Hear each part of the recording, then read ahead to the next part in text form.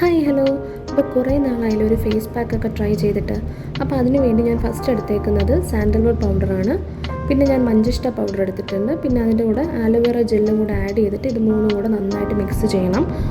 അപ്പോൾ നമ്മൾ ക്ലെൻസ്ഡ് ആയിട്ടുള്ള നല്ല ഫേസിൽ, അതായത് നമ്മൾ ഫുൾ ക്ലീൻ ആയിരിക്കണം ഫേസ്.